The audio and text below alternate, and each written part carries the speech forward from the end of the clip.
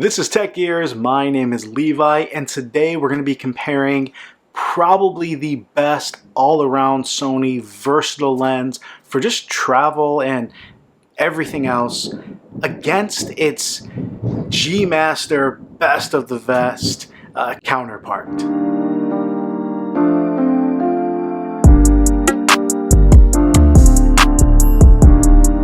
Alright, so we have Sony 24-105 f4G, and then we have its big brother, the 24-70 2.8 GMaster. These lenses are cut from the same cloth, obviously very different, and I wanted to compare them because I would love your input and your thoughts, as well as just hopefully helping a few of you guys out there who are just getting into the Sony ecosystem and you're wondering what is the best all-around lens. If you saw one of my first videos, I still contend the 16-35 f4 Zeiss is probably one of the best all-around lenses you can begin with, just because you can do so much with it. Well, its counterpart, and I would say depending on your goals, something equally as good, if not better for some of you, is going to be the 24-105. This is going to give you similar versatility as far as giving you optical image stabilization, a size that works really well, and even something like the A7C, and it isn't too big, as well as a huge difference in the reach that you're getting going 24 all the way to 105, where you just have a really versatile focal range, as well as having all the buttons that you get on any normal high-end Sony lens with your autofocus, manual focus switch, your, different button you can use, adjustable, that focus hold, is what most people use, as well as being able to turn off image stabilization on the lens itself. Amazing lens. Right off the bat, the size on this is just about right as far as using on something like the A7C, where it's maybe a little heavy, but it's not too bad. This is about the weight I'm comfortable with, whether you're using this, a 16-35 GMaster, the 16-35 f4 is a little bit lighter, or even going up to something like the 70-180 Tamron, all going to be about this weight, and it just feels really nice, especially on the A7C. Now, when you're talking about lenses, really you're talking about half an inch, half a pound. But in those lights, this is just over half an inch taller, and it's just over half a pound heavier. And this is something you really feel.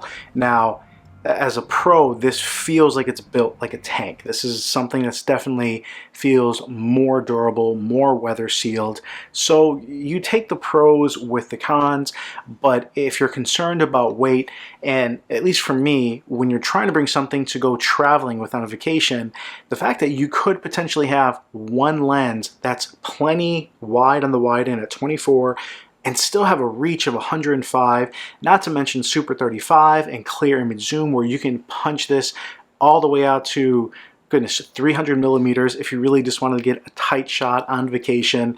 The versatility is amazing for what you're getting for this size and small package. Now, some of the clear advantages of just going with this and calling it a day are going to be this does have optical image stabilization, or OSS, optical steady shot. This, combined with the IBIS, generally does a good job. You don't have to use, say, Catalyst Browser if you're using it on some of the newer cameras. And this is something that at 24 millimeters, it's just wide enough and light enough. You can use it for vlogging if you so choose, even though it's not a vlogging lens. And that 35 millimeters of extra reach, again, not having to bring a telephoto with you, not having to bring something extra on the wide end with you, and just having that one lens that does so much is really handy. And you may be thinking, well, the reason you go with the GMaster is because this is sharp. This is the gold standard, whatever GMaster is actually standing for. Got money, gangster mode, if you guys watch some of the other YouTubers. But this is plenty sharp. I actually, prior to this model, used the 28-200 Tamron, which I still miss having that reach, and I still contend that is a potential really good all-around travel lens. You just bring one in your bag and you're good to go. I like this a little more, and we can do a full comparison because it is wider, because it has the OSS, but you can't go wrong with those two, and that's also a very sharp lens. I actually sold that to get the 24-70 Sigma, and that's another story. But I ended up buying this as a travel lens, and I was shocked how sharp it was coming from the Sigma. Coming from the Tamron, which was still sharp in its own right, this held its own. It was something, as you get used to using primes or using lenses that are actually quite sharp, when you have a lens that's not quite up to spec, you definitely notice, and it can be bothersome to you. If you use a subpar lens or something on the cheaper side, it feels like things are out of focus, like you kept missing it because they're just soft. And there's a difference between sharp and a lens that has character. And although up until this point you're probably thinking, just get the G, let me go into some of the pros that you're going to get from the GMaster. So for most of you guys, the GMaster is going to be about twice the price. But going back to the look, the GMaster has a color to it that just looks incredible. It just has a character about it that almost feels reminiscent of, I guess, some of the older lenses you would get from like Canon or Nikon, like a vintage. Now it's still incredibly sharp, and at this point, this is as sharp as some of the primes I have, which was shocking to me. So even though the 24 at 105 is plenty sharp, this still comes into play. And I think with the test and of T-charts, this is something that is sharper edge to edge. So if you are doing portraits, you are taking photos of families or groups, you're going to notice that sharpness right away. Something you're going to notice even easier is just going to be the color renditioning that this lens provides, and that's incredible. Now, I know I talked about the size, and that is definitely a negative and a reason why maybe you should simply go with the 24 to 105. Depending on the camera you own, if you do own an A7R or an A7 III or a full body, this actually matches very well to it. If you own an A7C, I almost feel like having a grip becomes a necessity. Now, this is the new small rig full handled grip. This adds quite a bit of weight to the A7C. The way this grip feels actually makes it line up really nicely on what you would get on an A7S III or A7R4. This additional grip and a little bit more heft that you're putting on your A7C combined with the lens all of a sudden feels very comfortable. But if you're using this just by itself on an A7C, it's just so unbalanced. Now, there's some pros to that, but just keep that in mind with how you're planning on using this lens. If you are considering a GMaster, I hope in general it's for professional use, where this is something that, because you have that additional distance between the zoom ring and the focus ring, it actually makes handling really nice, really easy. The way it's weighted, it's super smooth. The way it actually pulls your zoom where you can be consistent. The zoom ring has a nice weight, or the focus ring has a nice weight to it. So the handling is very much more professional. As well as when you have a bigger setup like this with the handle, with this, the goal is this is something you're using at an all-day shoot. You're going to an event where you have the opportunity to use the biggest factor while you're buying it, that 2.8 faster aperture part of this lens.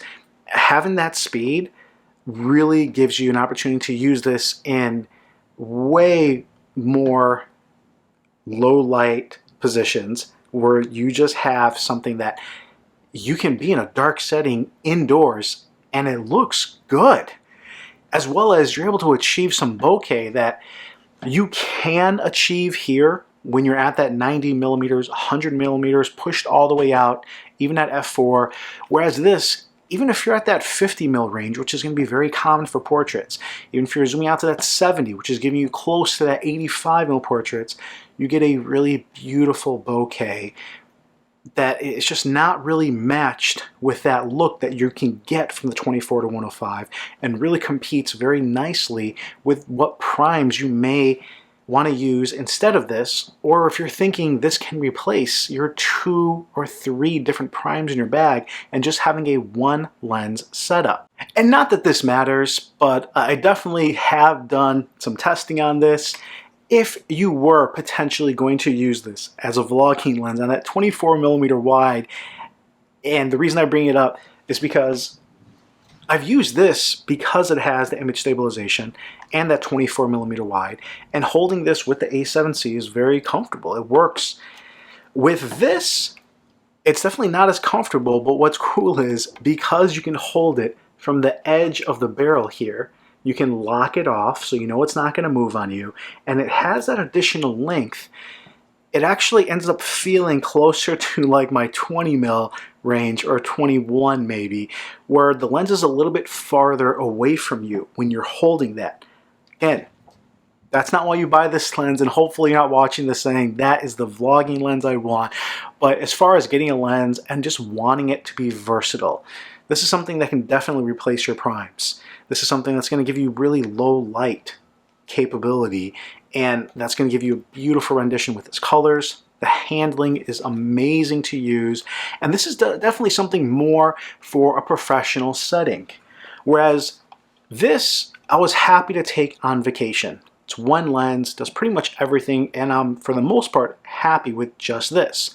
Now, I would actually add my 20mm 1.8 prime to go along with this as a nice 1-2 combo for something wider, a little more low light. This one, I don't know if I would actually be able to use it as a travel lens. We'll see, just because it is so much bigger in the bag.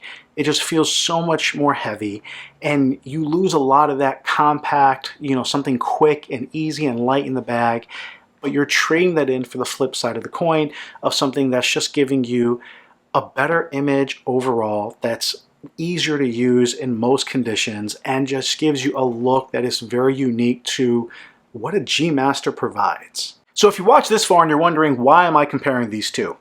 Well, I had the opportunity to actually get this GMaster for the same price as I got my G, but I'm not in a position to keep both. I would love to hear what you guys think and what you would do. I've made my decision on which one I'm keeping, but I can tell you that whether I sell the G Master or sell the G, they're both really good, and they do what they individually do very, very well. And I'm going to struggle or just have a very first world problem thought process of, hey, if I sell the G, what am I going to use in place of it? If I sell the G Master, what am I going to use in place of it? These are not hugely important things, but it's kind of a good problem to have, and I would just love your thoughts. If you were able to get either one of these for the exact same price, what do you think is best? Now, I'll tell you right off the bat, it definitely depends on use case and how you're going to apply it in your creative ventures. So if you are looking for just a travel lens, this is, I think, clearly a better lens. If you are looking to get something more professional and you just want something that maybe is a one lens carry that's replacing your primes, the GMaster is going to be the better lens. Now in my case, I'm just getting started in my creative journey. I've just been able to do a few gigs, and obviously having a YouTube channel, and I have a few different channels here, I'm using my camera and using my lenses as much as possible. So I'm leaning one way.